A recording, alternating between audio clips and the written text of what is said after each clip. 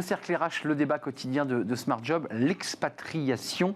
Alors, on va parler des chiffres de ces Français. Alors, ils sont officiellement un peu plus d'1,5 million, 1,6 million à être dans des pays étrangers. J'espère que vous nous regardez d'ailleurs de tous les pays où vous êtes installés. Probablement un peu plus, parce que c'est un registre officiel où on s'inscrit ou on ne s'inscrit pas. Mais qu'est-ce que veut dire s'expatrier? C'est pas seulement changer de métier ou changer de pays.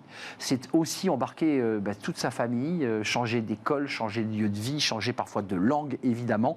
Et on va en parler avec mes invités. Caroline Caïs-Galliard, merci d'être avec nous. Je l'ai bien dit ? Oui, absolument. J'ai pas mis le Caïs en appuyant sur le tréma. Vous êtes partenaire chez Yourside et vous nous parlerez peut-être de votre expérience parce que vous êtes une expatriée, 15 ans en Russie et vous aviez des clients et vous avez chassé des têtes déjà là-bas. Vous êtes un cabinet de chasse de têtes et on parlera avec vous de cette expérience de ce qu'est l'expatriation. Nicolas Demart est avec nous, chasseur de têtes France-Canada, spécialisé sur le Québec. Effectivement, oui.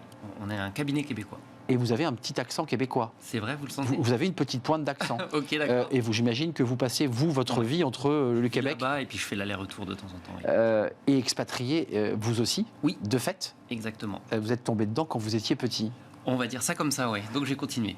Et Jean-Claude Beaujour, ravi de vous accueillir. Vous venez régulièrement dans le cercle des experts, mais là, vous venez nous parler, je dirais, de votre activité d'avocat et fin connaisseur de ces dossiers d'expatriation. Vous êtes avocat, on parlera de droit, le transfert des droits sociaux, la sécu, la maladie, l'accidentologie, les écoles, tous ces sujets que vous posent vos clients et les entreprises quand elles disent on va devoir embarquer 50, 100 cadres. Comment on fait? Et à la fois parce que j'ai moi-même cette expérience de Français vivant à l'étranger ou ayant vécu à l'étranger, aux États-Unis, en Asie ou à l'intérieur de l'Union européenne. Je vous donne la parole, puisque c'est vous qui la prenez, Jean-Claude Beaujour. Je ne devrais pas le dire, mais votre première expérience d'expat, ce n'était pas une expérience d'avocat, c'était au Canada. Absolument. Et vous étiez tout jeune, et dès le départ, vous vous êtes jeté comme ça. Je crois que je devais avoir 20 ans, il y avait l'Office franco-québécois de la jeunesse, et j'étais parti tout l'été, il y avait un contrat de travail, faire la cueillette des pommes au Canada, parce qu'effectivement, on n'est pas autorisé à travailler à l'étranger sans un contrat de travail ou sans avoir un statut normal. On peut partir comme touriste, mais dès lors qu'on part travailler pour une activité, eh bien oui, il faut un contrat de travail. Tout ça, ça s'organise. En tout cas, il faut un statut. Juste d'un mot, et on va donner la parole à mes deux autres invités. Est-ce que ça fait grandir? On va parler après du droit, de l'organisation, mais est-ce que sur le plan humain, vous dites, moi, ça m'a transformé cette première expérience d'expatrié? Oui, parce qu'on est avec des gens qui sont différents, qui pensent différemment. Il y a des règles vous voyez, on parle d'expatriation, donc on travaille, et les règles du travail, la façon d'être, la façon la culture. Ouais. Vous voyez, on a une culture, le droit du travail français est un élément essentiel qui consolide notre système social. Il n'est pas nécessairement le même ailleurs, même si philosophiquement, quand on parle du Canada, c'est un grand pays occidental, donc philosophiquement, on est à peu près sur pas le même modèle. Mais ce ne sont pas nécessairement les mêmes modèles.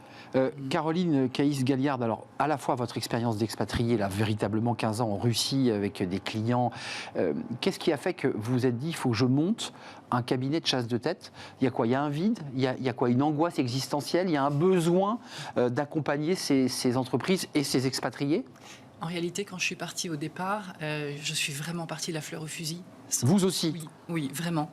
Sans préparation, sans projet, sans idée préconçue de ce que j'allais y faire. Et en fait, en arrivant, ce qui m'a absolument fascinée, c'est ce sentiment que j'avais en sortant de chez moi, en fermant la porte de mon appartement le matin.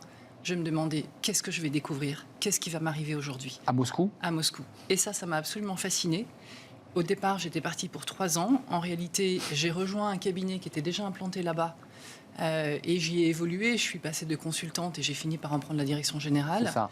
Voilà. Et c'était absolument remarquable en termes de développement personnel et de développement professionnel parce que j'étais entourée d'une 40aine de Russes. Donc j'étais vraiment dans le cœur du réacteur. Et puis, la culture, la langue. La culture, la langue, tout, du jour au lendemain. Alors, je parlais pas russe, bien évidemment, sinon... Mais vous vous êtes mis à parler russe?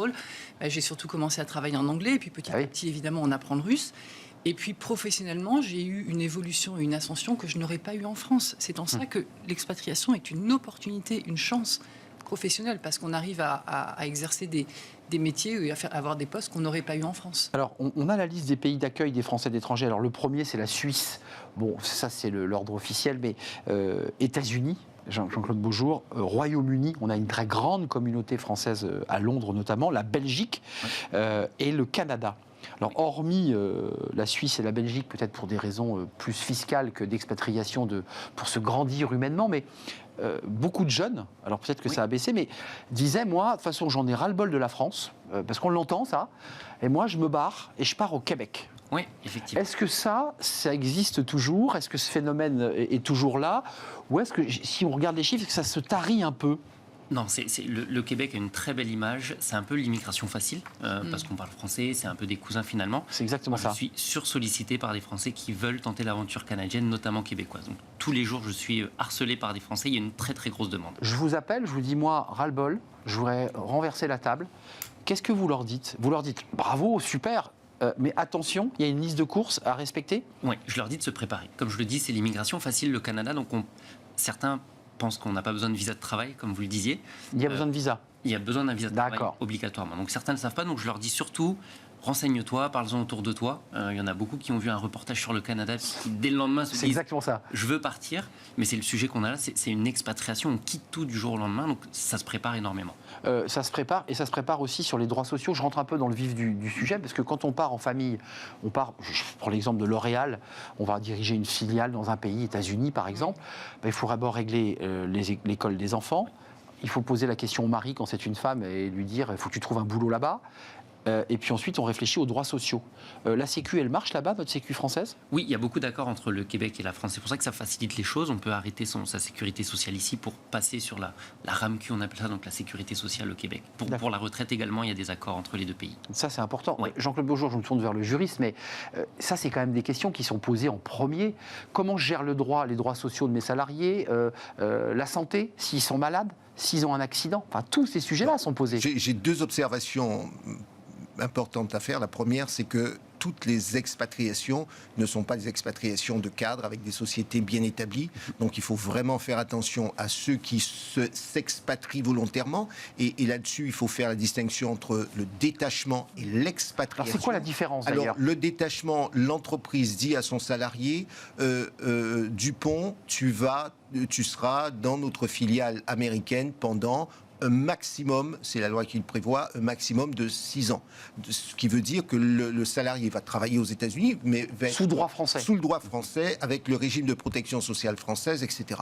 Alors que lorsqu'on est expatrié, on a un contrat local de droit national du pays d'accueil, donc il faut revoir le système de protection sociale, il faut revoir l'assurance maladie, il faut revoir la retraite. Ce sont les principaux éléments, et c'est la raison pour laquelle lorsque nous accompagnons essentiellement nos clients, les entrepreneurs qui investissent, et qui dit investissement dit effectivement dimension sociale, donc ce sont des sujets que nous abordons, parce que tout cela a aussi un coût. Il faut envisager ce coût-là. Ça, c'est la première chose. La deuxième chose, il y a une distinction géographique à faire. Il y a des États qui sont plutôt stables, je dirais, sur le plan politique, mais quand on a des régions qui peuvent être des régions en ébullition.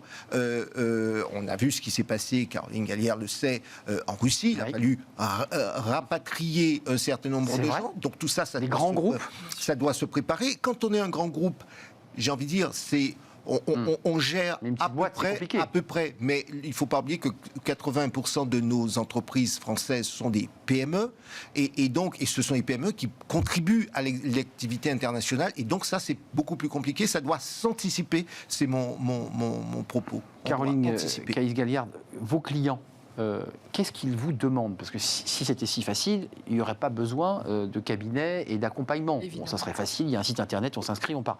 C'est pas si simple que ça. Qu'est-ce qu'ils vous demandent? Quelles sont leurs difficultés? Et qu'est-ce que vous leur apportez? En fait, ce qui est compliqué, c'est qu'être expatrié, c'est un état d'esprit. On voit bien. C'est pas juste des compétences, c'est tout un état d'esprit. Il faut avoir un petit côté quand même aventurier. Exactement. Vous larguez les amarres, vous quittez tout, vous prenez des risques pour vous, humainement, et pour sa famille. Votre famille, vous impliquez votre famille, donc vous embarquez tout le monde avec vous. Donc c'est vrai qu'il y a ce côté aventurier qu'il faut un minimum maîtrisé, mais le risque zéro n'existe pas. Donc, nous, notre rôle, c'est d'arriver à trouver des personnes, à identifier des personnes qui vont être capables de s'inscrire dans cette aventure, dans toute cette dimension risque, entre guillemets, et qui vont être capables de bien le vivre sur la durée. Il faut cocher des cases, donc. Oui, il y a voilà. des profils, vous dites ça ne marche pas, celui-là, parce Tout à que fait, le bien sûr, conjoint a un poste bien très sûr. important, il ne le quittera pas, par exemple. Exactement. Et puis une expatriation, c'est en général 3 ans au minimum. 3 ans, c'est long. Quand ça se passe mal, c'est long. Il faut s'assurer que toute la famille soit bien. Et il y a des phases en expatriation. Vous avez d'abord une première phase de lune de miel, où tout est absolument merveilleux. Ensuite, l'euphorie, quoi. Voilà, l'euphorie, on découvre. Bon, donc ça, c'est plutôt une période agréable. Puis tout d'un coup, il gèle, il fait froid, il faut mettre des grosses chaussures, une grosse doudoune, et puis là, on se dit, je vais rentrer en France. Et les cache-oreilles. Et les cache-oreilles, ouais. Voilà. Ensuite, il y a une phase, on va dire, plutôt de crise, où là, on commence à rentrer dans le dur parce qu'on se rend compte de tout ce qu'on a quitté.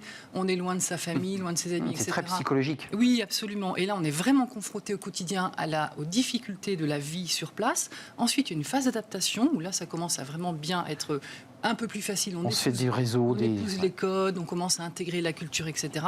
Et la dernière phase, c'est la phase de maturité où là, globalement, on est parfaitement à l'aise, on est chez soi et on est dans sa zone de confort. Et c'est le moment où on part, quoi. Et c'est le moment où on part. C'est exactement ça, Nicolas. Et là, c'est compliqué parce qu'on se prend le choc culturel inverse. Dans mon cas, après 15 ans en Russie, bam, je peux vous dire, quand je suis rentrée en France, j'avais l'impression de ne plus être chez moi, en fait. Et je ne vous parle même pas de mes enfants. Donc ça veut, dire que ça se prépare. Vous savez, la règle, moi j'ai toujours dit qu'il faut rentrer de temps en temps en France. Exact. Il faut accepter à la fois de vivre un peu dans la communauté française sans pour autant être reconstituer la France à l'étranger. On l'entend beaucoup, aux États-Unis, j'ai mes amis, ma famille, etc. J'ai mes Français, j'ai aussi. Il faut le réseau américain. Il faut aussi vivre à l'américaine, sinon on vit comme étranger en permanence. Et c'est le risque. On vit comme étranger partout, des deux côtés. Et donc on est nulle part chez soi. Donc c'est vrai que c'est un état d'esprit, ça se travaille, ça se prépare. Nicolas, juste un mot, parce que le Québec, comme vous le dites, c'est une immigration facile, une expat facile. C'est nos cousins.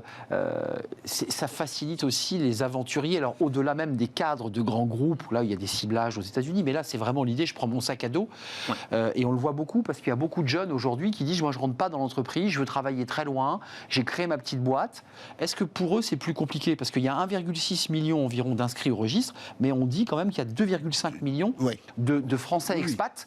C'est-à-dire qu'il y a une partie là, qui est un peu dans une zone grise. Non, parce que, juste une chose, pardonnez-moi de vous interrompre, parce que juridiquement, on n'est pas obligé de s'inscrire au consulat de France. Ça, ce sont des réactions que nous avons en tant que Français.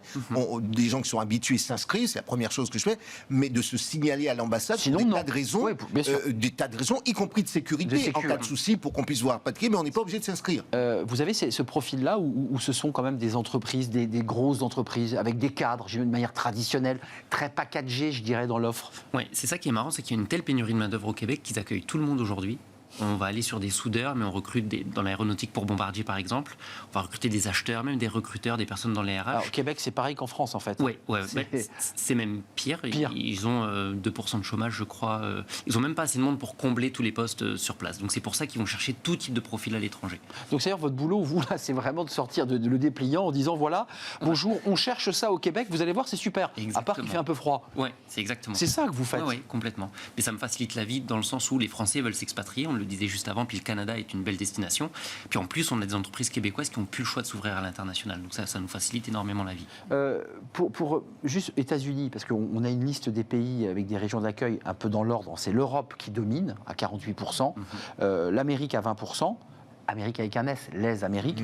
L'Afrique du Nord, Moyen-Orient, 15%. C'est assez intéressant. L'Asie, Océanie, 7-8%.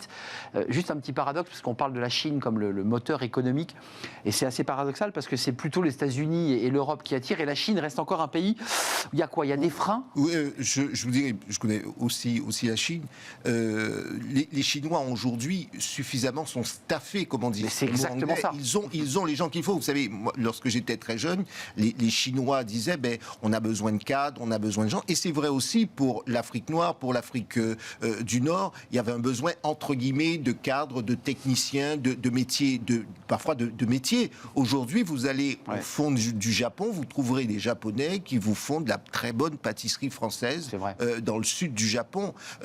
Et en Chine, ils ont du monde. Et les Indiens, par exemple, c'est 1 million d'ingénieurs chaque année. Bien sûr, c'est un vivier d'ingénieurs. Donc aujourd'hui, qu'est-ce que vous voulez leur apporter? Caroline, ils sont plus réticents. Je vous ai vu réagir sur la Chine, parce qu'il y a évidemment le fait qu'on soit staffé, que ces pays, évidemment, ont des ingénieurs, ont des salariés.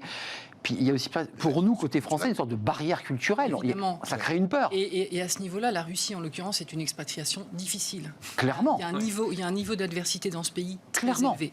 Il y a la culture, il y a la langue. Ça ne s'invente pas, le russe. C'est-à-dire que voilà, c'est quand même une langue, même quand on l'étudie, le coût d'acquisition est quand même assez élevé.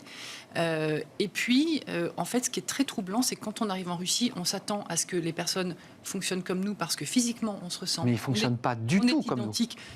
Et on ne fonctionne pas du tout. En fait, je pense que c'est un choc. C'est un choc culturel, Je suis vraiment. d'accord. Alors, quand on arrive en Chine et qu'on voit des personnes qui sont physiquement différentes, on s'attend à ce que ça fonctionne différemment. Mais quand on arrive en Russie, on ne s'attend pas du tout Mais à oui, ça. Donc, c'est un double choc là. C'est un double choc, c'est le double effet qui se coule. Pour remettre Québec, c'est pareil. Ouais, Il pour faut se remettre méfier en ou pas? contexte. Attention, Bah oui. le Québécois, il parle comme nous, mais il est un peu différent. Bah, c'est exactement ce que j'allais dire. C'est déjà en Russie, c'est difficile. Mais il faut savoir qu'au Québec, c'est quand même très différent culturellement, même s'ils parlent français. Donc, bien sûr. il y a beaucoup de Français qui partent là-bas un peu les mains dans les poches en se disant tout va bien, Tranquille. c'est une autre région de la France. Mais finalement, c'est nord-américain, il y a une culture qui est différente. Donc déjà, c'est difficile culturellement de s'intégrer. Oui. Alors en plus, en Russie, j'imagine même. Il y a le climat, il y a... Ouais. il y a Et le climat pour tous les deux, hein. Voilà. Enfin, Vous savez, Québec et Russie. Je profite de votre antenne pour dire que l'erreur que l'on commet souvent, c'est de penser que la culture, c'est simplement une question épidermique ou ethnique. Ouais, La c'est vrai. couleur de peau ne détermine pas. Ce qu'évoque Caroline, hein. Mais oui, On dit les Russes, bah, ils votre culture, c'est la langue, c'est Ouais. la religion, c'est la nourriture, c'est la musique, c'est la littérature, c'est tout ce qui fait que vous êtes ce que vous êtes.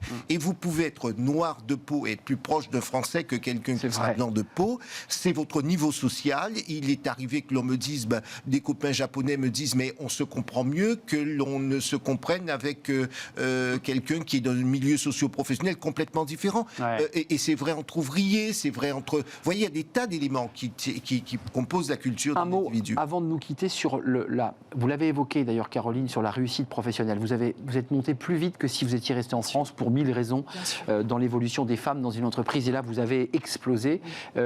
On gagne mieux sa vie quand on est expat. On entend souvent, moi je suis parti en expat et franchement, je vivais bien, l'école était payée. Enfin, globalement, socialement, c'est quand même pas mal. Oui, on a un meilleur niveau de vie, une meilleure qualité de vie à l'étranger. Ça fait partie des avantages. Ouais. de On est d'accord. l'expatriation, bien Exactement. sûr. L'international, je dis souvent que l'international m'a ouvert des portes, le champ des possibles a complètement explosé. Il faut quand même être attentif, c'est toujours se dire que lorsqu'on est étranger chez l'autre, on peut du jour au lendemain être obligé de revenir. Et donc ne jamais imaginer... Garder le pied dans son pays. Ah oui, garder le pied et toujours se dire quel est mon plan dans l'hypothèse où je devrais rentrer pour des tas de raisons différentes. Donc c'est vrai que c'est la très préparation psychologique, du notre débat. départ, Ça change. c'est aussi se préparer sur le retour. On n'a pas eu le temps d'évoquer les difficultés de couverture santé aux On États-Unis, reviendra. parce que Absolument. chaque État a une particularité, ce qui fait que c'est un casse-tête pour les assureurs, hein, vous le confirmez. Hein, comme on fait en Georgie, alors que l'Ohio propose. Bref, vous poussez là.